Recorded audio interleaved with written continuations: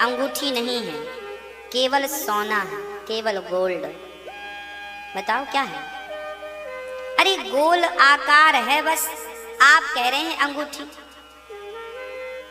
इसे कोई शून्य भी कह सकता है, जीरो।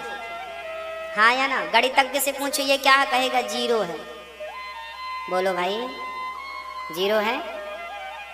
तो ना ये जीरो है ना ये अंगूठी है, रियल में केवल ये सोना है तो सोना, पर लोग कहते हैं अंगूठी है। उसी प्रकार है तो वो साक्षात भगवान, पर लोग कहते हैं कि ये मूर्ति है, मूर्ति नहीं है। जैसे तुम्हें सोने में अंगूठी दिखाई पड़ती है, उसी प्रकार ये संसार, ये ब्रह्मांड जो है, ये परमात्मा ही सृष्टि संसार के रूप में परिणत हो गए। पर अज्ञानवश हमें दिखता क्या है? अज्ञानवश ही तो हमें लगता है कि ये अंगूठी है, रियल में अंगूठी नहीं है, रियल तो वो सोना। अभी हम भट्टी पे डाल दें, तेजाब में डाल दें तो क्या बचेगा? अंगूठी बचेगी कि सोना बचेगा?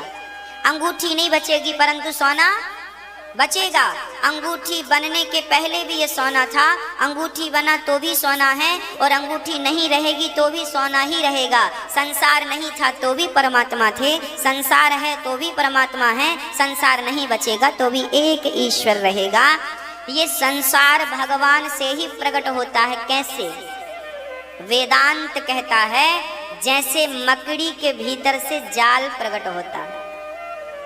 मकड़ी जो जाल बुनती है, वो जाल कहाँ से लाती है? धागा कहाँ से लाती है जाल का? उसके भीतर से ही लार निकलती है, उस लार से वो धागा बनाती है। जैसे मकड़ी अपने से ही धागा प्रकट करती है, अपने ही बनाए धागे में खेलती है, और जब उसका मन होता है तो धागे को निगल जाती है, वो जाल खा लेती है। पता है आपको? स्वयं बनाती है, स्वयं खेलती है, स्वयं उसे खा लेती है। उसी प्रकार परमात्मा से ही, जैसे मकड़ी से ही जाल प्रकट हुआ, उसी प्रकार परमात्मा से ही ये ब्रह्मांड, ये संसार प्रकट हुआ है, उसी से प्रकट हुआ है और वही है। जैसे मिट्टी से घड़ा बना है, मिट्टी से घड़ा बना है, अब उस घड़े में मिट्टी के सिवा क्या है? जैसे घड़े में मिट्टी के सिवा कुछ नहीं है, पर अज्ञानवश लोग कहते हैं कि ये घड़ा है, उसे कोई मिट्टी नहीं कहता कि ये मिट्टी है। हाँ, उसी तरह भगवान ही हैं, पर अज्ञानवश लोग कहते हैं कि ये संसार है। संसार जैसा कुछ नहीं है, परमात्मा जैसे मिट्टी ही घड़ा बन गई, ऐसे भगवान ही ये संसार के रूप में परिणत हो गए। सर्वम खलविदम ब्रह्मा, गोस्वामी जी लिख रहे हैं, सिय राम मैं सब जग जानी, करहूँ प्रणाम जोरे जोग पान। पूतना लोक बालघनी, राक्षसी रुधिरासना, जिघांसया पहरये स्तनं दत्वापसद्गतिम्।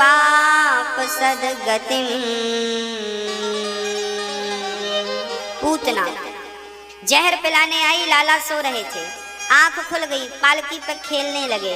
पूतना मौसी आई और जैसे ही पूतना को भगवान ने देखा, पूतना को देखते ही भगवान ने अपने नेत्र मूंद लिए, बंद कर लिए। किसी ने कहा, भगवान आपने पूतना को देखकर नेत्र क्यों बंद कर लिया? तब भगवान ने कहा, देखो पूतना हमें मारने आई है और हमारा स्वभाव है तारना, तो हम आंख बंद करके पूतना के पुण्य देख रहे हैं कि एक भी पुण्य मिल जाएगा तो इसे भवसागर से हम पार लगा देंगे। भगवान तो तारना जानते हैं। क्या जानते हैं भगवान? भगवान तारना जानते हैं। अच्छा, तारते किसे हैं भगवान? जो तरने के योग्य होता है उसे तार देते हैं। अच्छा, किसे तारते हैं भगवान? जो भगवान की शरण चला जाए, जो जाकर ये कह दे कि प्रभु मैं तेरा हूं, तू मेरा है ना? जो जमाने की रिश्तेदारी छोड़कर, जो भगवान से रिश्तेदारी कर लेता है उसे तार देते हैं।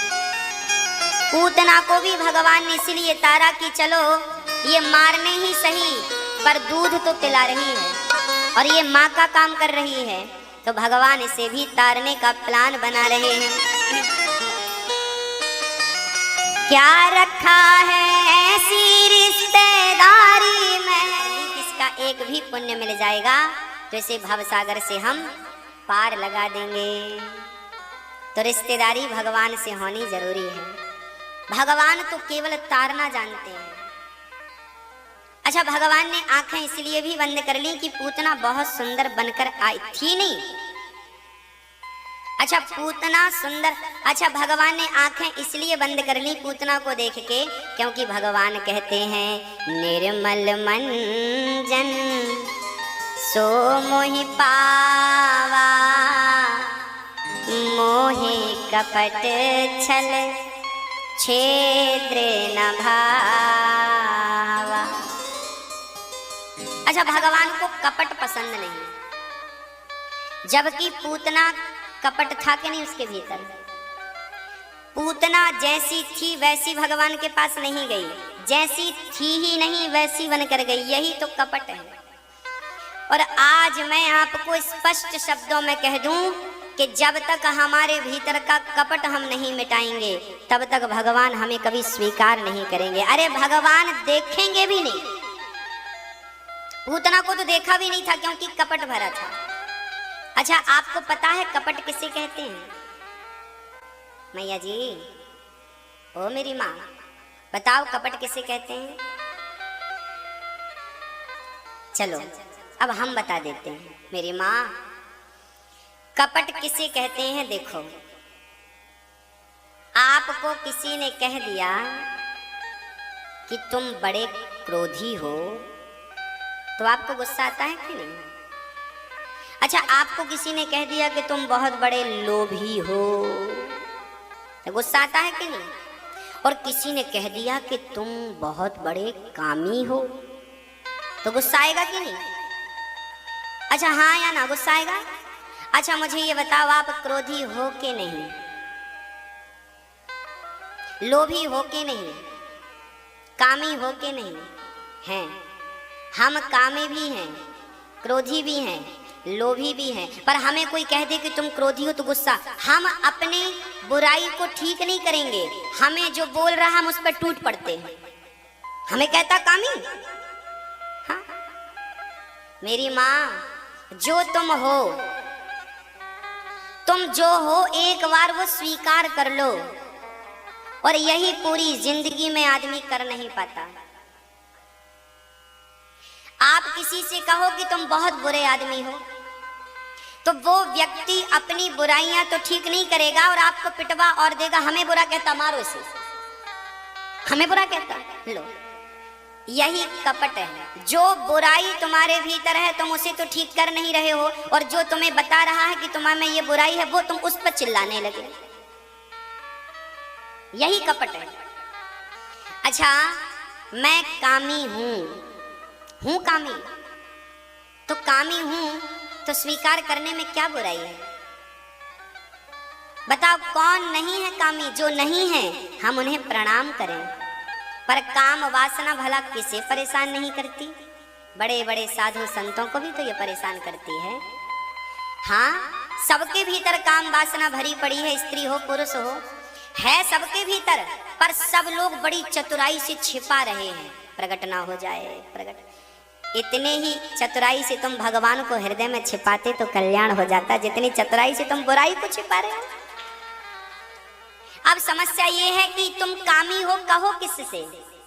अच्छा, आपके भीतर बुराइयां हैं, आपको डर लगता है कि आपने अपने दोस्तों से बताया तो वो आपकी मजाक उड़ाएंगे, देखो देखो देखो, जबकि है उसके भीतर भी ये बुराई, पर आपको डर लगता हम कह देंगे तो हमारी मजाक उड़ाएंगे। कोई बात नहीं, देखिए किससे कहना है, किसी से मत कहिए, तो भगवान से कहिए अपनी वाणी से। हे बिहारी जी, हमारे भीतर बहुत काम है, काम वासना बहुत सता रही है, हे बिहारी जी, हम पर कृपा करो कि ये कामदेव का प्रभाव कम हो जाए। आपकी कृपा से संभव है, मेरी ताकत नहीं है कि मैं इनको विजय प्राप्त कर सकूं इंद्रियों पर। मैं कामी हूं तो स्वीकार करने में नुकसान क्या है? मैं क्रोधी हूं तो स्वीकार करने में नुकसान क्या है? मैं लोभी हूं, कोई भारत का या दुनिया का कोई भी व्यक्ति हमसे कहे कि अनिरुद्धाचार्य जी लोभी हैं, तो मुझे बुराई नहीं लगेगी, क्योंकि मैं लोभी हूं। अरे लोभी नहीं होता तो दिन भर यहां बैठ के आपसे भीख क्यों मांगता? हाँ, लोभी तो हूं ना मैं। बस फर्क इतना है कि मेरा लोभ अपने लिए नहीं है, मेरा लोभ तो न माओ के लिए है कि न माओ के होंठों पे मुस्कान रहे, इन माओ के लिए लोभ करता हूं। लोभी हूं मैं। मेरे जैसा लोभी आपको कहीं मिलेगा भी नहीं। पर मेरा लोभ स्वार्थ के लिए नहीं है, मेरा लोभ परमार्थ के लिए है कि मैं आपसे भीख मांगूं और फिर वो माओ की सेवा में लगाऊं, इसलिए मांगता हूं। मेरे भीतर लोभ है, मेरे भीतर काम वासना भी है, मेरे भीतर लोभ अहंकार भी है, अहंकार भी मेरे भीतर है। अरे सच कहूं मेरी माँ, इस सृष्टि में कोई बुराई ऐसी है ही नहीं जो मेरे भीतर नहीं पाई जाती। सारी बुराइयां कूट कूट के भरी हैं, सब तो बुराइयां भरी हैं। और मैं तो जब भी ठाकुर जी के दर्शन करता हूँ तो हमेशा यही कहता हूँ कि प्रभु मुझ में एक अवगुण नहीं है, आप गिनोगे तो आपकी गिनती कम पड़ जाएगी, मेरे अवगुण कम नहीं पड़ेंगे। इतने अवगुण हैं मुझ में, इतनी बुराइयां हैं मुझ में। हे नाथ, अब आप देख लो, मैं इतना बुरा व्यक्ति हूं, अब आप देख लो कि मुझ जैसे अभागे को, मुझ जैसे बुरे को आप स्वीकार करेंगे कि नहीं। आप देख लो, मैं अच्छा बन के जाऊं भगवान के मंदिर में और बाद में फिर बुरे काम करूं तो भगवान, तो यही तो कपट है। और हमें निष्कपट होना चाहिए, है ना। इसलिए आपके अंदर जो बुराइयां हैं उन्हें किससे कहना चाहिए? भगवान से। भगवान से कहो। और हिम्मत है तुम्हारे भीतर तो अपने लोगों से, मित्रों से, लोगों से 10-20 लोगों से बताओ कि तुम में ये बुराई है। बताओ सबसे बताने में तुम्हारी बुराई समाप्त हो जाएगी। और यदि हिम्मत है तो 50-100 लोगों के बीच में सभा में बता दो, समूल नष्ट हो जाएगी वो बुराई, यदि सबके बीच में आपने बता दिया तो। परंतु लोगों के भीतर हिम्मत नहीं है बोलने की। काम वासना को सबने पाल रखा है पर हिम्मत नहीं। किसी बताएंगे तो लोग मजाक, अरे उड़ाने दो मजाक, कोई बात नहीं। पर तुम्हारे भीतर से तो वो कम से कम कहते हैं, जो चीज बता दो ना वो हल्की हो जाती है। दुख भी बताने से हल्का होता है। यदि तुम्हें कोई बुराई सता रही है तो बता दो, बताने से बुराई हल्की हो जाएगी, तुम बिल्कुल आनंदमय जीवन जियोगे। हाँ, स्वीकार कर लीजिए, हे नाथ मैं कामी हूँ। गोस्वामी तुलसीदास जी अपने आप को क्या कह रहे हैं? गोस्वामी जी कह रहे हैं, मौसम कुटिल कौन खल कामी। गोस्वामी तुलसीदास जी अपने आप को क्या बता रहे हैं? खल, मैं खल हूं, मैं कामी हूं। ये बात तुलसीदास जी ने क्यों लिखी है? ये बात इसलिए नहीं लिखी कि वो खल हैं, वो कामी है। वो भगवान के सामने अपनी बात रख रहे हैं कि प्रभु देखो मेरे भीतर भी ये बुराइयां आ सकती हैं, पर आपकी कृपा होगी तो ये बुराइयां आएंगी नहीं। जो भगवान से जुड़ जाता है वो सारी चीज बता देता है। कपट नहीं होना चाहिए। आपने कोई चीज छिपा के रखी है तो वो कपट है। और भगवान को भक्त का कपट बिल्कुल भी अच्छा। एक बात बताओ, आपका पति आपसे कपट करे तो क्या आपको भाएगा? आपकी पत्नी आपसे कपट करे तो क्या आपको भाएगी? अरे भाई, आप बुरी हो ना तो कह दो कि हाँ हम बुरे हैं, कह दो ना, स्वीकार कर लो। सदा सदा के लिए वो चीज खत्म हो जाएगी। अब सामने वाला स्वीकार करे ना करे, भाई हूं, कम से कम कपट का पाप तो नहीं लगेगा। हाँ, पाप तो नहीं लगेगा। आपके भीतर जो बुराइयां हैं भगवान से जाकर कहो, अपने गुरु से जाकर कहो कि गुरुदेव मेरे भीतर ये बुराई है। बताने से समूल बुराइयां नष्ट हो जाती हैं। पर लोग पता नहीं क्यों नहीं बताते। आप अपनी बड़ाई तो बड़ी गाते हो, आपने एक अच्छा काम कर लिया तो 50 लोगों से डिंडोर, सुनो जी हमने ये किया, अच्छा किया। तारीफ सुनने का मन करता है, तारीफ हमारी, हमने अच्छा किया, हमने अच्छा किया। हाँ, आप किसी का भला कर दो और देखो फिर सबको, देखो हमने तो भलाने का भला किया, तब तो ये हाँ, आप जब भलाई करते हैं किसी के साथ, अच्छा करते हैं किसी के साथ, तो आप डिंडोरा पीटते हैं। पर आप बुरे हैं, आपने गलती की है, आपने भी कभी ना कभी किसी के साथ गलत व्यवहार किया होगा, आपने भी गलत बातें की होंगी, आपने भी कुछ गलतियां की होंगी, पर आपने उन्हें अपने हृदय में दबा के रखा है, आज तक किसी को नहीं बताया। और वो बताया नहीं है पर आपको पता है। और याद रखना, यदि आपने किसी को बता दी होती तो आप भी भूल गए होते, पर आपने बताई नहीं इसलिए आपने याद रखा, और वो बातें आपको बाद में चुभती रहती हैं। यही कपट है। भगवान कहते हैं जब तक तुम्हारे भीतर कोई बात है तब तक मैं तुम्हें स्वीकार नहीं करूंगा। मोहि कपट छल छिद्र ना भावा। इसलिए मेरी सबसे प्रार्थना है, हनुमान जी जब राम से मिलने गए पहली बार, तो हनुमान जी ब्राह्मण बन के गए थे। क्या बन के गए थे? ब्राह्मण। जब ब्राह्मण बन के गए तो चरणों में गिर पड़े, राम जी मैं आपका दास। राम जी ने गले नहीं लगाया, ना देखा, पड़े रहो। और जब हनुमान जी अपने बंदर के रूप में आए तो हनुमान जी को राम जी ने गले लगा लिया।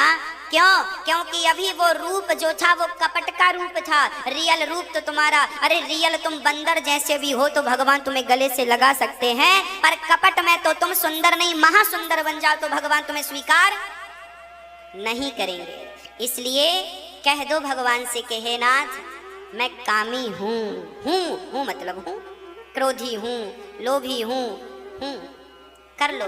काम क्रोध मद लोभ सब नाथ नरक के पंथ, सब परिहरि रघुबीर भजहु भजहि जेहि संत। अच्छा, कुछ लोगों को पैसा चाहिए होता है पर वो अपने आप को ये नहीं कहते कि मैं लोभी हूँ, पैसे दे दो, नियत पैसों में है, पर वो अपने आप को बिल्कुल शुद्ध बना के, नहीं साहब हम तो पैसे वैसे लेते नहीं, छूते नहीं। भरा वही कचरा है भीतर, पर दिखाने के लिए पता नहीं किसे दिखा रहे हैं, किसे दिखा रहे हैं। हाँ? हम तो आपको देखकर कल भूल जाएंगे, पर याद रखना जो भी आप दिखाना, अच्छाई या बुराई, वो हमें और आपको या जमाने को मत दिखाना। जमाना का क्या है, आज देखेगा कल भूल जाएगा। अच्छा बताओ, परसों आपने क्या खाया था? याद है? कल क्या खाया था? याद है? अरे 5 दिन पहले क्या खाया था? याद है? कुछ लोगों को तो सवेरे क्या खाया वो याद नहीं है। तो दुनिया तो कल का खाया याद नहीं रखती, और तुम कहते हो कि हम दुनिया को दिखा रहे। दुनिया को दिखाने के चक्कर में मत बर्बाद हो जाना। आप जो दिखाओ बस अपने बिहारी जी को, अपने भगवान को दिखाओ, प्रभु आप देखिए बस। हम किसी को नहीं दिखाएंगे कि हम अच्छे हैं, हम कभी ये नहीं कहेंगे कि आप हमें अच्छा कहो, हम कभी ये नहीं कहेंगे कि आप हमें ये समझो, ना, हम अच्छा बने तो आपकी नजरों में नहीं, अपने बिहारी जी की नजरों में अच्छा बने। और बिहारी जी की नजरों में अच्छा बनेंगे तो तब बनेंगे जब हमारे भीतर का कपट समाप्त हो जाएगा। हाँ, कपट समाप्त कर दीजिए। तो आज के बाद आपकी कोई बात आपको बताए कि तुम बुरे हो तो आप क्या करेंगे? बताओ, आज से आप क्या शिक्षा पा रहे हैं? आज के बाद आपको किसी ने कहा कि तुम बड़े गुस्से वाले हो, तो आप क्या करेंगे? उसे डांटेंगे नहीं, उसे मत डांटिए। आप देखिए आपसे कहाँ गलती हो रही है, क्यों ज्यादा गुस्सा कर, अपने आप को ठीक करना है। संत इस बात पर कहते हैं, निंदक नियरे राखियो आंगन कुटी छवाए, बिन साबुन पानी बिन निर्मल करत स्वभाव। जो आपकी आलोचना करता है, निंदा करता, उसे घर के सामने बसाओ ताकि उसके कारण आप शुद्ध हो जाओ। अरे गंगा का जल तो शरीर की मैल धुलता है, पर आपकी बुराई बताने वाले लोग तो आपके मन की मैल धुलने की ताकत रखते हैं। अब आप धुलने वाले बने तो अब आपको गुस्सा, हमें बुरा कहता, हमें आप गुस्सा ना किया करो।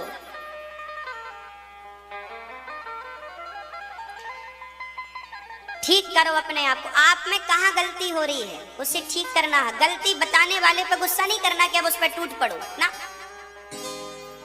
वो तो आपका हितैषी है कि बेचारा आपके लिए समय निकाल के बता रहा तुम यहाँ गलत हो, ठीक करो, यहाँ गलत, ठीक करते जाओ, आप बहुत अच्छे हो जाएंगे।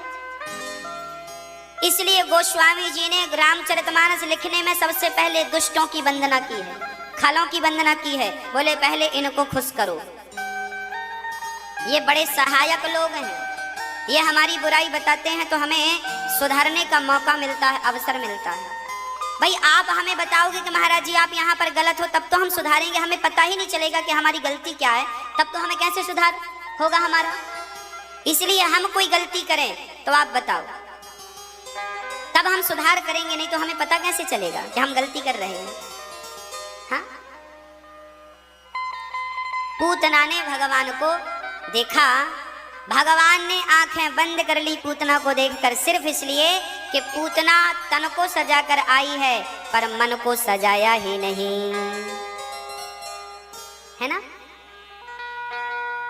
तन को सजाया है पर मन को सजाया ही नहीं।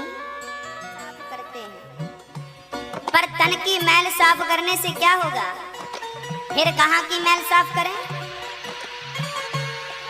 एक आदमी शास्त्रों को पढ़ा तो उसे पता चला कि एक बार गंगा स्नान करने से 100 अश्वमेध यज्ञ करने का फल प्राप्त होता है। 100 अश्वमेध यज्ञ करने का फल मिलता है। वो आदमी रोज गंगा जी जाता और 100 अश्वमेध यज्ञ का फल पाता। अब उसे लगा कि यदि शास्त्रों की बात सच है तो फिर तो मेरे पास बहुत सारा पुण्य हो गया। तो फिर वो एक वैश्या के घर भी जाने लगा, एक स्त्री के संग में पड़ गया। किसी ने कहा कि तुम गंगा नहाते हो तो स्त्री के घर पराई नारी के घर क्यों जाते हो। उसने कहा देखो हम गंगा नहाते हैं तो 100 अश्वमेध यज्ञ का फल मिलता है, और वैश्या के घर जाएंगे तो 10-20 यज्ञों का फल नष्ट भी हो गया तो फिर भी 80 यज्ञ का फल तो रहेगा। यदि वैश्या का संग करने से मेरे 20 अश्वमेध यज्ञ का फल चला भी गया तो 80 तो है। अब वो रोज गंगा जी जाता फिर वैश्या के घर चला जाता, गंगा जी जाता फिर वैश्या के घर चला जाता। तभी एक दिन गंगा मैया छोटी सी कन्या बनकर आई और वो वहां पर अपना एक सफेद श्वेत वस्त्र गंगा जी में डालती और फिर उसे बालू में लपेटती, फिर गंगा जी में धुलती, फिर बालू में ऐसे ऐसे रगड़ती, फिर गंगा में साफ करती। वो साधु बोला, ए बेटी जब गंगा में धुलना है तो फिर बालू में गंदा क्यों करती है, और बालू में गंदा करना है तो गंगा में क्यों धुलती है। तब उस कन्या ने कहा बाबा ये मैं नहीं, ये तू समझ। जब तुझे गंगा ही नहाना है तो फिर वैश्या की संगत क्यों, और वैश्या की संगत कर रहा है तो गंगा की संगत क्यों। तू घोर नरक जाएगा यदि शास्त्रों की बात पर ऐसी हरकत करेगा तो। ये कहकर वो चली गई, मैं गंगा हूँ, चली अंतर ध्यान हो गई। अब उसे पता चला कि मेरे से कितना बड़ा अपराध हो रहा था। शास्त्रों के अर्थ को अनर्थ ना करो, अपने ढंग से अर्थ ना करो। शास्त्र कहते हैं कि गंगा स्नान करने से पुण्य मिलता है, पर तब पुण्य मिलता है जब बुराइयों को सदा सदा के लिए त्याग दिया जाए। आप गंगा नहाओ पर उसके बाद प्रतिज्ञा लो कि आप कभी संसार की कोई बुराई, झूठ नहीं, कपट नहीं, अहंकार नहीं, त्याग देंगे सबका। तब तो गंगा के एक स्नान से 100 अश्वमेध यज्ञ का पुण्य प्राप्त होगा। हाँ। प्यासे को पानी पिलाया नहीं, बाद अमृत पिलाने से क्या फायदा, है ना। इसलिए गंगा जी गए नहाए तो पाप नहीं धुलेंगे। कब धुलेंगे? गंगा नहाने से पाप धुल जाते, गंगा नहाने से बुद्धि निर्मल हो जाती, तो गंगा जी के किनारे रहने वाले मछुआरे पानी में, गंगा में यहाँ तक डूब के मछली पकड़ते हैं, उन्हें काटते हैं, उन्हें बेचते हैं, उनके भीतर दया का संचार क्यों नहीं हुआ? हाँ मेरी माँ, यदि गंगा नहाने से सब निर्मल हो जाता है तो मछुआरे के विचार निर्मल क्यों नहीं हुए? उसने हत्या करनी क्यों नहीं छोड़ी? इसका अर्थ यह है, इसका अर्थ ये नहीं है कि गंगा की कोई महिमा नहीं है, गंगा का अपना पुण्य है, पर गंगा स्नान बाद में करना, पहले मन की शुद्धि के लिए भागवत सत्संग का स्नान कर लो। जब सत्संग का स्नान करके गंगा स्नान करोगे तब उसका फल कई गुना मिलेगा। पहले मन को साफ करो, फिर तन की शुद्धि, बची शुद्धि तो गंगा जी कर देंगे।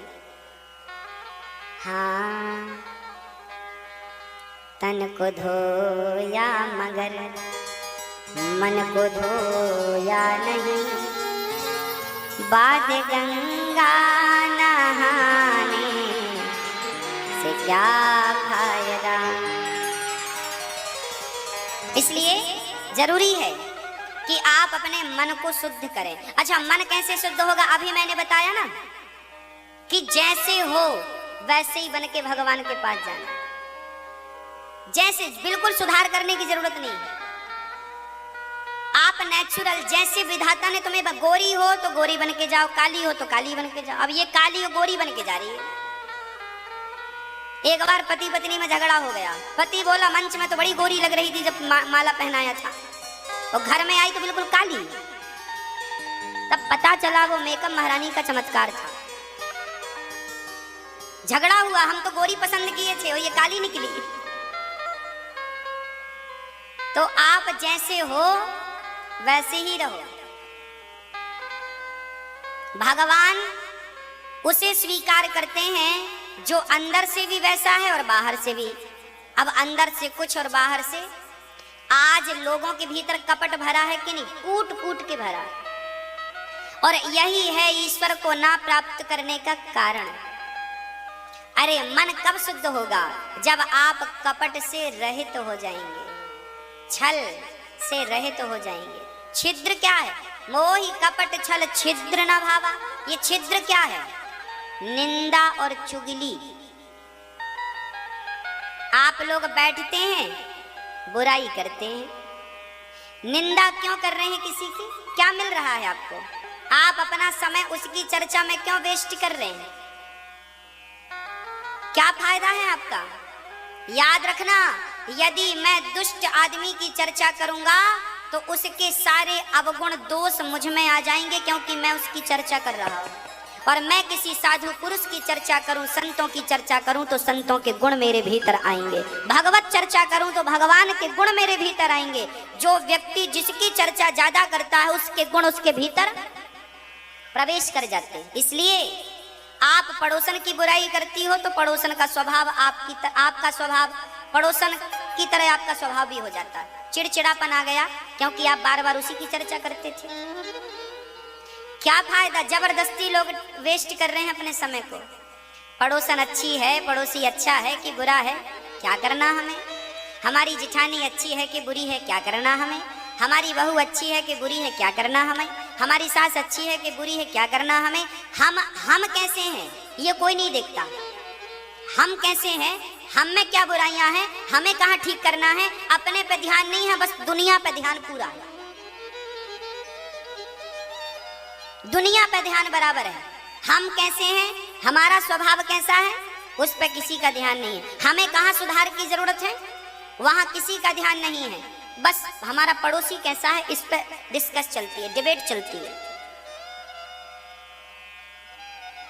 और यही कलयुग का प्रभाव है। कुछ लोगों में कलयुग ज्यादा ही प्रभावशाली है। इसलिए आप अपने इर्द गिर्द कलयुग को न भटकने दीजिएगा, सदा भगवत चिंता में अपने आप को व्यस्त रखिएगा, ताकि बुराई करने का।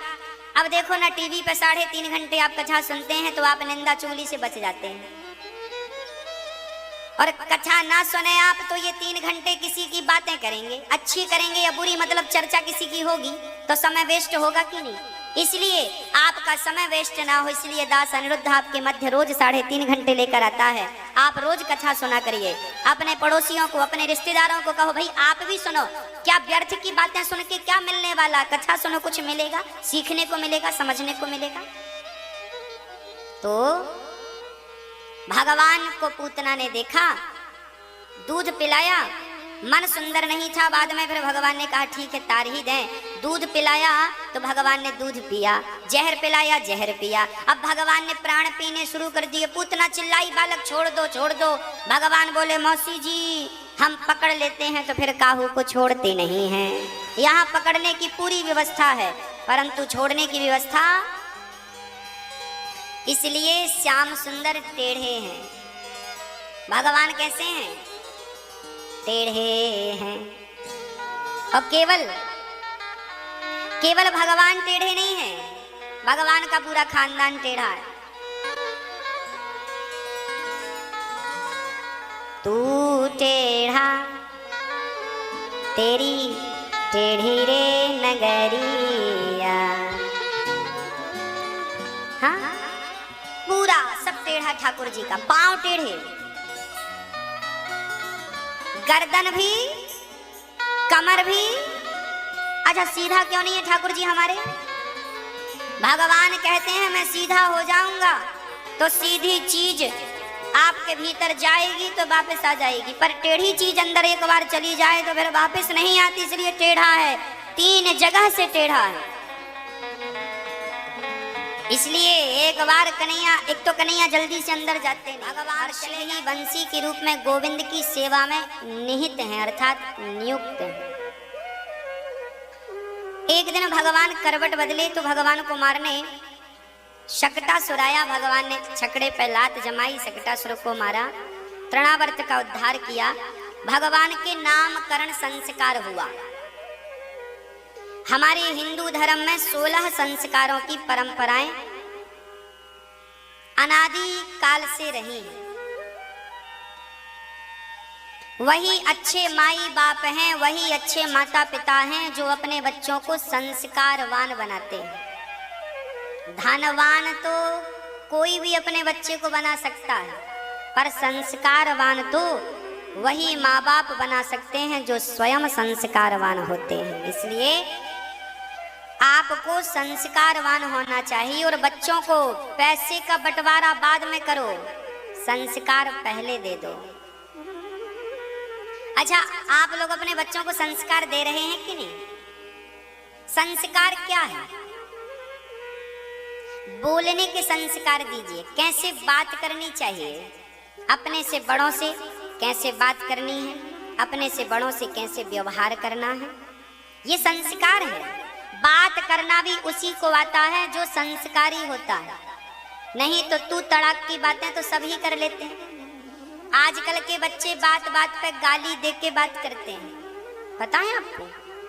आप भगवान करे आपके बच्चे बहुत अच्छे हों, पर बहुत बच्चों को हमने देखा है रे करके, बे करके और फिर बहुत सारी उल्टी सीधी गाली दे करके बात करते हैं। हाँ, रे और बे शब्द का उपयोग करते हैं, गाली देते हैं। क्या ये संस्कार हैं आपके? नहीं ना। तो आप अपने बच्चों को बोली सिखाइए, बेटा कैसे बोलना है, अपने से बड़ों को क्या बोलना है, कैसे उनका सम्मान करना है। अरे वाणी में जरा मिठास होनी चाहिए। आइए आइए, स्वागत है, कैसे हैं? आइए बैठिए, जल लेंगे, दूध लेंगे, छाछ लेंगे, पूछिए बड़ी नम्रता से। आज के आदमी का ना एटीट्यूड नहीं जाता, अहंकार घमंड जाता ही नहीं। आपके घर कोई मेहमान आता है तो आप उससे भी एटीट्यूड में बात करते हैं। हाँ सर, हमारे घर का ये देखो, ये देखो, हाँ हम तो ये खाते हैं, ये पहनते हैं, ऐसे रहते हैं, ये गाड़ी हमारी है। अरे तुम्हारे घर मेहमान आया है, उससे कैसी बात करनी है ये बात करना सीखो। हर जगह अहंकार। आदमी के बैठने से पता चल जाता है कि कितना अहंकारी है। याद रखना, साधु लोग आपके बैठने से पता कर लेते हैं कि आप कितने अहंकारी हैं। हम आपकी बैठक देख करके, आप बैठे हैं ना, आपके बैठने का अंदाज देख के हम बता देंगे कि आप अहंकार से कितने भरे हैं और कितने सरल हैं। आपकी आसन, आप बोलेंगे नहीं, आपके बैठने का तरीका बता देगा कि आप अहंकारी हैं या नहीं, है ना संत भगवान। हमारे अयोध्या में एक संत जी थे, वो खाते हुए आदमी को देखकर बता देते थे कि ये पिछले जन्म में क्या था। खाने का तरीका सबका अलग अलग होता है। आपने खाने वालों को गौर किया होगा, अब देखो आप गौर करेंगे, मैंने बोला है तो अब आप देखेंगे खाता कैसे है। वैसे आप देख लेंगे तो ये नहीं पता लगा पाएंगे कि पिछले जन्म में क्या था, पर बड़े बड़े साधु संत दिव्य पुरुष ये पता लगा लेते हैं कैसा था। कई लोगों को आपने देखा होगा, एक रोटी को 2 बार में खा जाते हैं।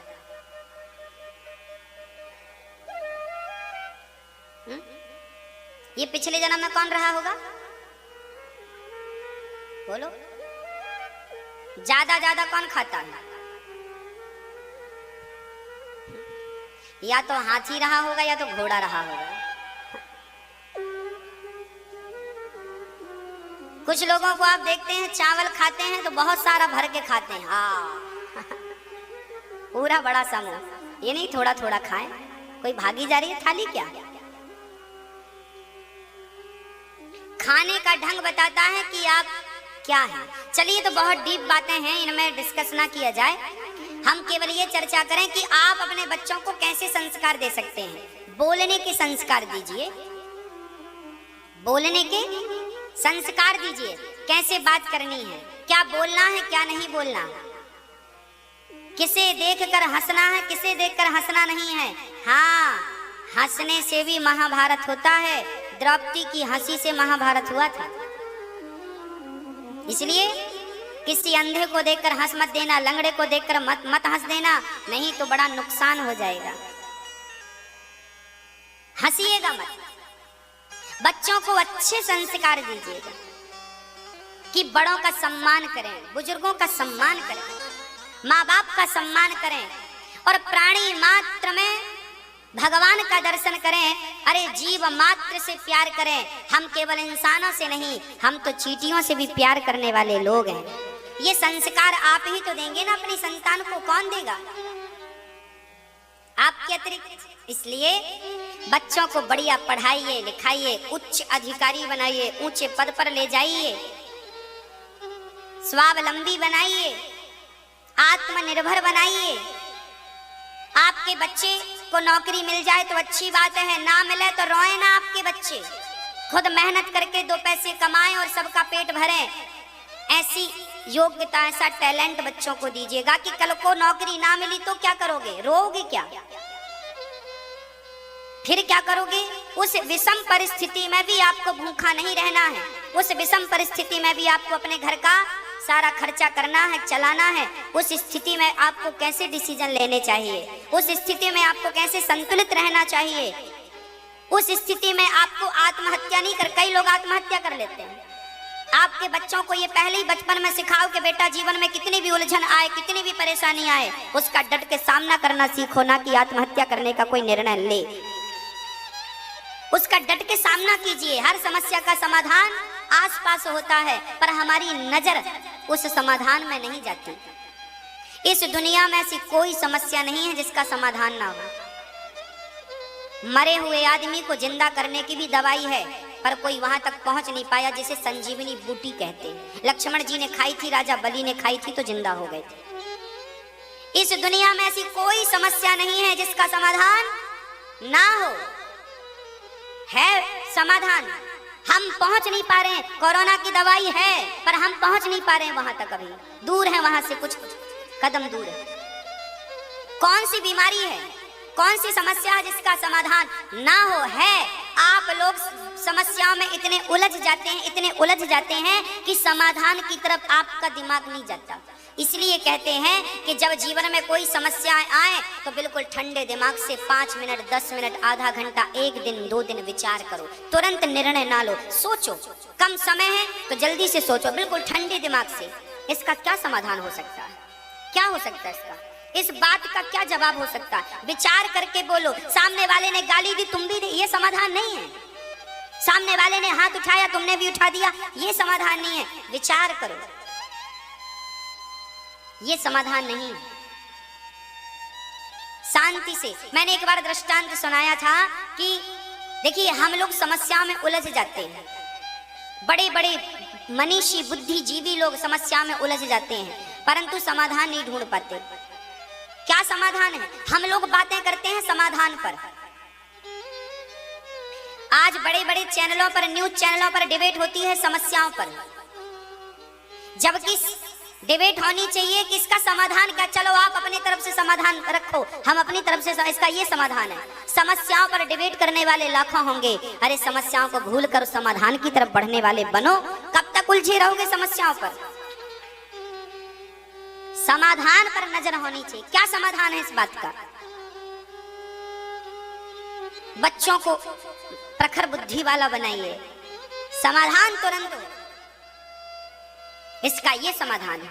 एक आदमी, मैंने सुनाई थी बात, फिर दोहरा देता हूं। एक आदमी, बहुत पुरानी जमाने की बात है, एक आदमी गाड़ी से जा रहा था, 4 चक्के की गाड़ी, 4 व्हीलर, बड़ी गाड़ी। उस जमाने में उस गाड़ी का नाम एम्बेसडर था। क्या था? एम्बेसडर ही बोलते थे पुरानी गाड़ी को। हाँ, एम्बेसडर बोलते थे। वो गाड़ियां चलती थी, वो लंबी, सामने बड़ी लंबी गाड़ियां होती थी, व्हाइट कलर की, आपने देखी होंगी। आजकल नेता लोग उसी में चलते हैं, पुराने एम्बेसडर गाड़ी।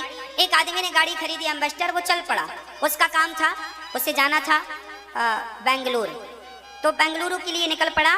चलते चलते उसकी गाड़ी एक पुल पड़ा, पुल, नदी के ऊपर पुल था, ब्रिज था, उस पर उसकी गाड़ी पंचर हो गई। अचानक गाड़ी पंचर हुई, वो गाड़ी से उतरा और स्टेपनी खोला। अब चक्का जब निकाला तो बोल्ट खोल करके चक्के को निकाला, तो बोल्ट नदी के किनारे पुल पे ऊपर जमा के उसने रख दिया, 4 बोल्ट रख दिए और चक्का उसने खोल लिया। पीछे की स्टेपनी खोली और वो लगाने के लिए जैसे ही टायर अंदर किया तो वो हाथ से छूट गया और उस टायर के धक्के से वो 4 बोल्ट जो नदी के किनारे, वो 4 नदी में गिर गए। अब चक्का तो है पर कसने के बोल्ट पानी में गिर गए। अब लो, और गर्मी बड़ी कड़ी, धूप, और आसपास कोई पेड़ पौधा भी नहीं। अब कड़ी गर्मी और टायर तो है पर बोल्ट, कसने वाले 4 बोल्ट होते हैं, वो 4 गिर गए। अब क्या करें? अब ये क्या थी? समस्या थी। क्या थी ये? समस्या है। अब क्या करें? अब क्या गाड़ी बिना बोल्ट के 1 कदम चलेगी? टायर बाहर आ जाएगा। अब क्या करें? अब वो इतना बड़ा इंजीनियर था, पढ़ा लिखा था, बुद्धिजीवी था, पैसे, पर उसके पास समस्या तो थी पर समाधान नहीं था। समाधान किसके पास था? अब बताओ इसका क्या समाधान था? आपके साथ ये घटना घटती तो आप क्या करते?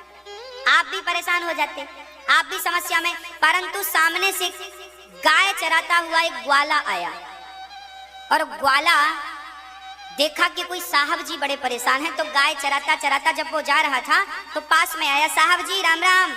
राम राम। क्या हुआ? आप बड़े परेशान हैं। उसने कहा तुम्हें क्या बताऊं, तुम तो ग्वाला हो, गाय चराने, तुम्हें क्या पता, हमारी गाड़ी के 4 बोल्ट गिर गए हैं पानी में, अब ये बताओ मिलेंगे कहाँ? ग्वाले ने कहा यहाँ से 30 किलोमीटर आगे दुकान है, शहर है 30 किलोमीटर, वहां मिल सकता।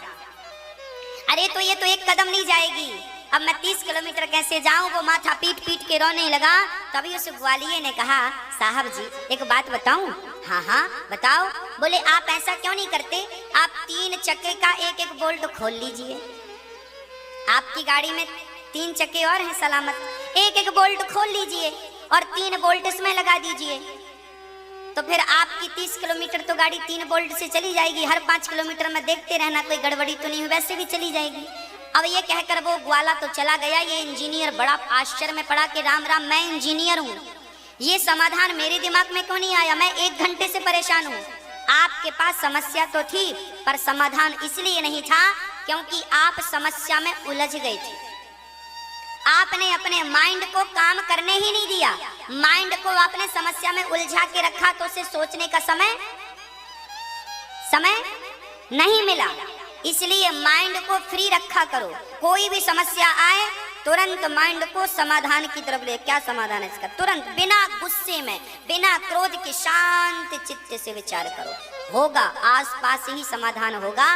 वो इंजीनियर गए और अपना काम बनाया उन्होंने। हर समस्या का, पति पत्नी में झगड़ा है, ये समस्या है, इसका भी समाधान है। क्या समाधान है? बोले एक जन शांत हो जाओ। एक जन शांति से, सामने वाला बोल रहा, पति बोल रहा, पत्नी चुप रहे, पत्नी बोल रही, पति चुप रहे, लो समाधान है। थोड़ी सी समझदारी चाहिए, और जो कि लोगों के भीतर है नहीं। अब संस्कार की बात करूं तो यही संस्कार बच्चों को देने चाहिए। उचित संस्कार, अच्छे संस्कार देने चाहिए। आप अपने बच्चों को बढ़िया सा ऐसे संस्कार दो जिससे वो कभी भिख मंगे ना बने। आपके बच्चे ना भीख मांगने वाले बन जाते हैं। आजकल तो माँ बाप भी भीख मांगते हैं।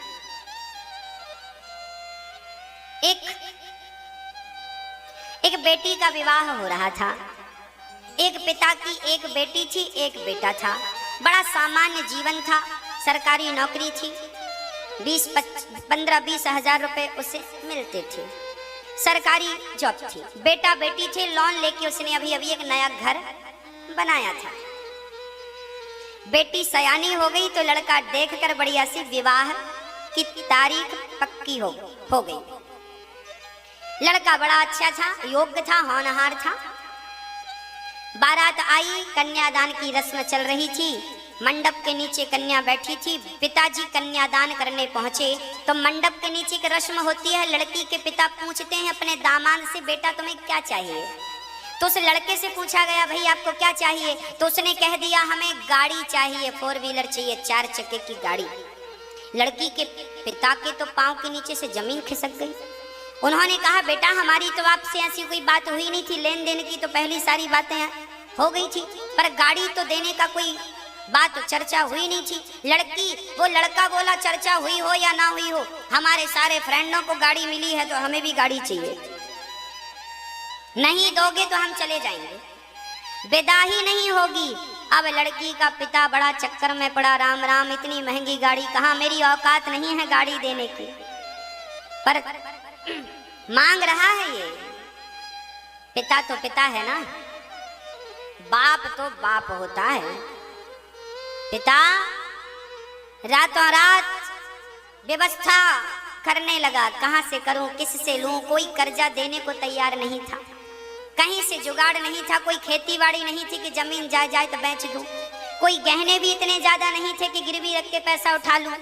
तब उस बाप को सूझा कि क्यों ना मेरा एक घर है जो कि अभी अभी बना है, इसको बेच दिया जाए। उस घर की बोली लगा दी पिता ने। वो घर 10 लाख रुपए में बिका। जब 10 लाख में घर बिका तो उस पिता ने गाड़ी खरीदी। लड़के ने कहा था फलानी गाड़ी, उसकी कीमत भी लगभग 9-10 के बीच की थी, हमें गाड़ी ये वाली चाहिए। अब लड़की के पिता ने रातों रात घर बेचे, पैसे लिए, गाड़ी आई। जब गाड़ी आई तब वो उस गाड़ी पर विदा लड़की को किया और वो गया। एक दिन वो लड़का अपनी पत्नी को गाड़ी पर बिठा के सैर करा रहा, चलो आज तुम्हें घुमा के लाते हैं। लड़की बैठी है, लड़का गाड़ी चला रहा है, बड़ी तेज गाड़ी। आगे एक मंदिर था, भिखारी लोग रास्ता पार कर रहे थे और ये गाड़ी बड़ी तेज। लड़की बोली धीरे चलो, पर ये तो एक्सीलेटर दबाया, गाड़ी चली। आगे एक भिखारी आ गया, अपाहिज, हाथ में बैसाखी थी, एक पांव टूटा था और बस चल रहा था धीरे धीरे। वो सड़क के बीच में आया और इसकी गाड़ी बिल्कुल पहुंच गई, ब्रेक पे चढ़ गया। घिसटती हुई गाड़ी जाकर उस बूढ़े आदमी के पास खड़ी हो गई। बाल बचा एक्सीडेंट होते होते। साहब गाड़ी से निकले और बोलने लगे, पागल हो गया है, तेरा दिमाग खराब हो गया है, कमा के खाते नहीं बनता जो भीख मांगने चल पड़े। अभी गाड़ी के नीचे आ जाते, मर जाते। मेरी गाड़ी मिली थी तुम्हें मरने के लिए। और बड़ी बड़ी बातें बोला। तभी ये लड़की उतर के गई, पति को शांत किया और 100 रुपए निकालकर उसे भिखारी के झोली में डाल दिया। अब ये गुस्सा हो गया, क्यों उसे भीख दी। तब इस लड़की ने कहा अपने पति से, सुनो, ये जो भिखारी है ना, ये अपाहिज है, इसका एक पांव टूटा है, भीख मांगना तो इसकी मजबूरी है, ये कमा कर खा नहीं सकता क्योंकि पांव टूटा है, और ये अपाहिज है इसलिए मजबूरी में ये भीख मांगता है। पर आपके पास तो कोई मजबूरी नहीं थी, आपका तो पांव नहीं टूटा था, फिर भी मंडप के नीचे मेरे पिता से गाड़ी की भीख मांगी कि नहीं। इस लड़की ने ये जब कहा, उस लड़के का सिर शर्म से झुक गया। और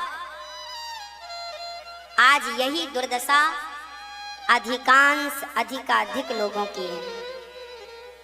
आज लोग दहेज लेने वाले बन रहे हैं। अरे लड़की का पिता जो स्वेच्छा से दे दे रख लो, पर डिमांड तो ना करो कि ये चाहिए वो चाहिए।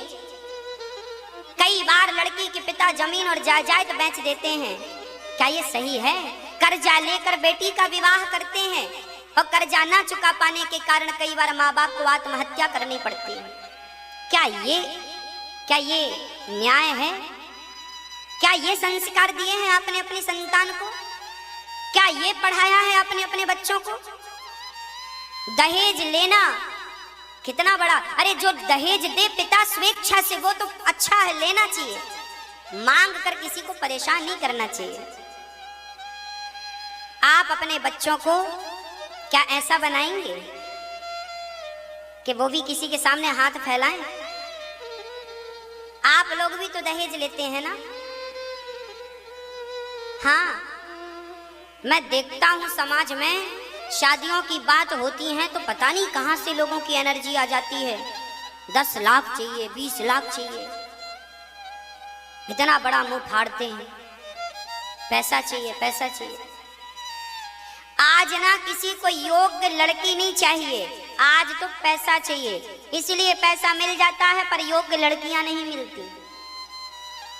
पहले के लोग पैसे की डिमांड नहीं करते थे, घर परिवार चलाने वाली संस्कारी लड़की ढूंढ कर लाते थे, और आजकल तो बस पैसा लाते हैं। बस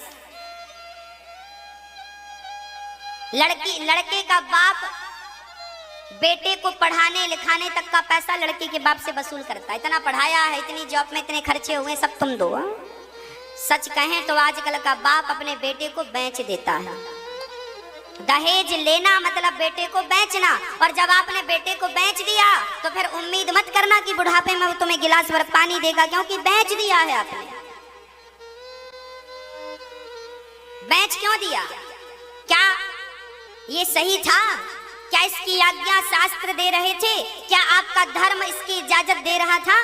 फिर भी आपने अपने पुत्र को बेच दिया। इसलिए पैदा किया था कि दहेज मांग सको। पैसा पैसा पैसा, मरोगे तो बांध के ले जाओगे पैसा। क्या दहेज जैसी गंदगी को हमारी समाज से कब को निकाल बाहर करना चाहिए। पर आज भी बड़े बड़े लोग पैसा लेते हैं, पैसा मांगते हैं। कब आएगी बुद्धि, कब अक्कल आएगी, भगवान जाने। आप लोग तो अपने बच्चों को भिखारी नहीं बनाओगे, भिखमंगा तो नहीं बनाओगे। जो भिखारी वो होते हैं जो मंदिर के बाहर बैठकर भीख मांगते हैं, उन्हें भिखारी कहते हैं। और जो दहेज की भीख मांगते हैं, इन्हें भिखारी नहीं, इन्हें भिखमंगा कहते हैं। क्या बोलते हैं? आप तो नहीं मांगेंगे?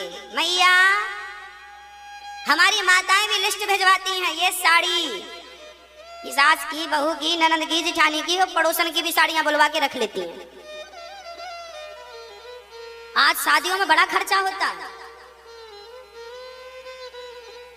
कल बच्चा पैदा हुआ, उसके भी कपड़े लिख के भेज देते हैं। कपड़े पहनाने की ताकत नहीं थी तो बच्चे काहे पैदा कर लिए? होता मैंने देखा है, जो बच्चा भी 2 दिन पहले पैदा हुआ उसके भी कपड़े लिख के भेजे, इसके भी बच्चे के भेजवाना कपड़े। शादियों में होता सबके कपड़े भेजवा, और एक के यदि रह गए तो लड़की को ताने सुनने मिलता, तेरी माँ ने कपड़े नहीं भेजे फलानी के। बताओ, ऐसी ऐसी सोच वाले भारत में चल रहे हैं। और अब तो मैं आपसे निवेदन करूंगा कि दहेज ना लेना और अपने बच्चों को इतना योग्य बनाना कि उन्हें किसी के सामने हाथ फैलाने की जरूरत ना पड़े, दहेज की भीख लेने की जरूरत ना पड़े। और यदि आपने दहेज लिया तो फिर आप क्या बन जाएंगे? आप क्या बन जाएंगे? भीख मंगे बन जाएंगे। लिखवाइएगा घर के बाहर नेम प्लेट में, भीख मंगे का घर यही है। और यदि आपने दहेज ली और भिख मंगा बने तो सपने में मैं भी आऊंगा आपको कहने, भिख मंगे सो रहे हो?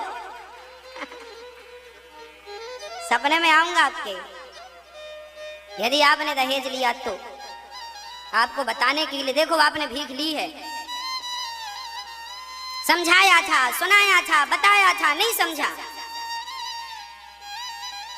संस्कार दिया भगवान गर्गाचार्य जी ने। गर्गः पुरोहितो राजन यदूनां सुमहातपः ब्रजं जगाम नंदस्य वसुदेव प्रचोदितः।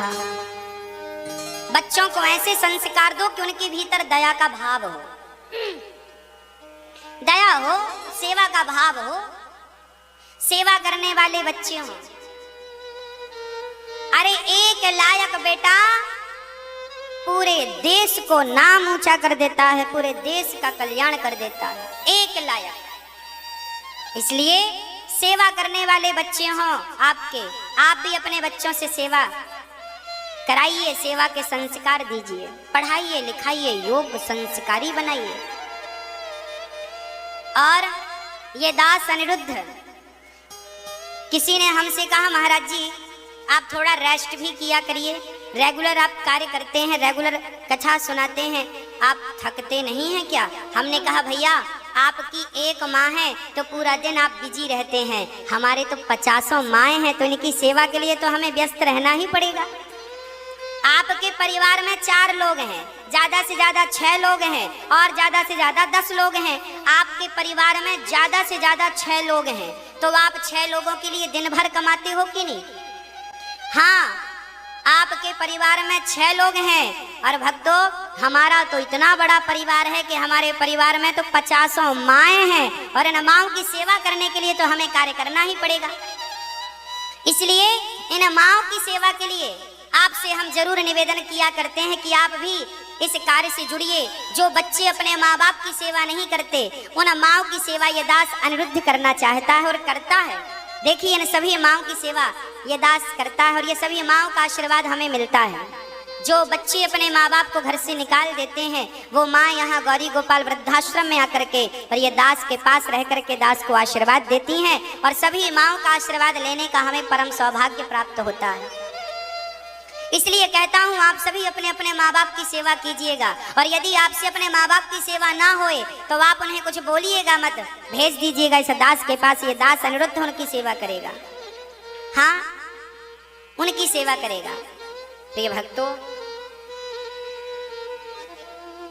माँओं की सेवा हमारा परम कर्तव्य है।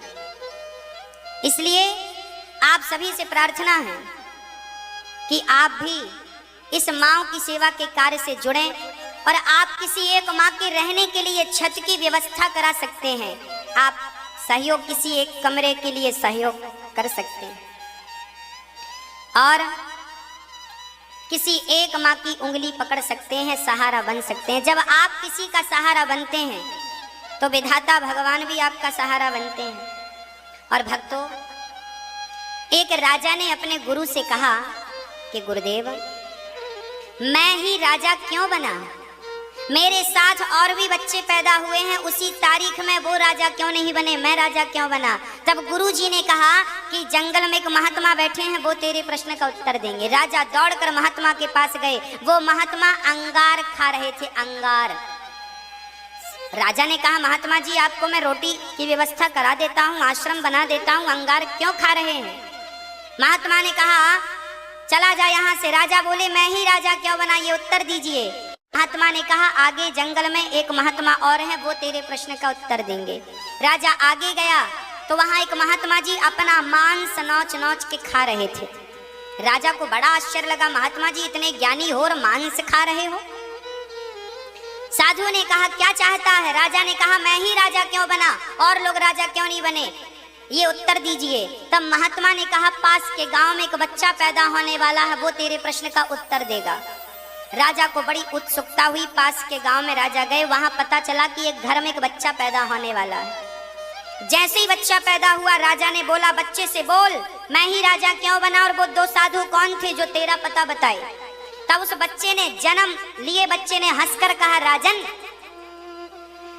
वो साधु जो तुझे पहले मिला जो अंगार खा रहा था, और जो बाद में मिला जो मांस खा रहा था, और मैं और तू हम चारों मित्र थे पिछले जन्म में। एक बार जंगल गए थे तो वहां रास्ता भटक गए थे, और हम चारों बड़े भूख से तड़प रहे थे, बड़ी भूख लगी थी। तभी हम एक गांव पहुंचे तो वहां एक भंडारा चल रहा था, तो वहां हम सबने भोजन ले लिया, और भोजन लेकर नदी के तट पर जाकर पत्ते बिछाकर भोजन पाने वाले थे। हम चारों भोजन परोसकर बैठे थे, खाने वाले थे। तभी एक भिखारी आया और भिखारी ने कहा भैया हमें भोजन दे दो। तो एक मित्र ने कह दिया हम तुझे दे देंगे भोजन, तो क्या हम अंगार खाएंगे? तो इस जन्म में वो आज अंगार खा रहे हैं। हाँ? दूसरे से कहा भैया आप भोजन दे दो, भूख लगी है। तो उसने कहा कि हम तुझे भोजन दे देंगे, तो क्या अपना मांस खाएंगे? तो आज उनकी बुद्धि ऐसी है कि वो अपना खा रहे हैं। और हमसे, उस बच्चे ने कहा, हमसे बोला कि भाई आप दे दो, तो उस बच्चे ने कहा हमारी भी बुद्धि बिगड़ गई, हमने भी कह दिया कि हम तुझे सब खवा देंगे तो हम भूख से मर नहीं जाएंगे। उस बच्चे ने कहा कि हम अभी आपके प्रश्न का उत्तर दे के अभी मर जाएंगे। और आपके पास जब वो गया तो आपने दयावश अपनी पूरी की पूरी थाली उसे देकर सिर्फ पानी पीकर भगवान को प्रणाम कर लिया। आपने अपनी पूरी थाली उस भूखे को खिलाई। यही पुण्य हुआ है आपसे, आपने पिछले जन्म में एक व्यक्ति को पेट भर भोजन कराया है, ओनली एक व्यक्ति को। उस एक व्यक्ति के भोजन कराने पर इस जन्म में विधाता ने आपको राजा बना करके भेजा है, राजा बना करके भेजा है। इसका अर्थ यह है कि जो दूसरों का पेट भरता है भगवान उसे कभी दुखी नहीं करते। इसलिए यहाँ अन्न क्षेत्र चलता है, रोज लोग भोजन करते हैं। आज अन्न क्षेत्र में जब हम अन्न रोटियां बांट रहे थे तो एक साधु ने आज हमसे कहा महाराज जी हमें 10 रोटी दीजिएगा। हमने कहा जी ले लो। उसने कहा कल हमने केवल 2 रोटियां खाई थी। हमने कहा, वो साधु रोज 10 रोटी लेकर जाते हैं। हमने कहा आपने तो कल 10 रोटी ली थी, तो आपने 2 क्यों खाई? बोले 8 रोटी हम बचा के रखे थे, और जो हम रोटियां ले जाते हैं तो बचा के रखते हैं। कोई भूखा प्यासा हमारे पास आता है तो हम भी थोड़ा रोटियों का दान कर देते हैं। सोचो, वो साधु संत जो यहाँ से भोजन लेते हैं वो भी अपन यदि 4 रोटी लेते हैं ना तो 1 रोटी वो साधु लोग दान कर देते हैं। बंदर को खिला देंगे, गाय को खिला देंगे, या जरूरतमंद को। वो फुटपाथ पे संत रहते हैं ना कुछ, तो उन्हें कोई भी आदमी बैठ सकता है फुटपाथ पे आकर भूखा प्यासा, तो संत लोग ना 2-4 रोटी बचा के रखते हैं, इसलिए कि कोई भूखा मेरे पास आकर बैठ जाए, अरे मेरी आसन पर आकर यदि कोई भूखा बैठ गया है तो जिम्मेदारी मेरी है कि मैं उन्हें पेट भर के भोजन कराऊं।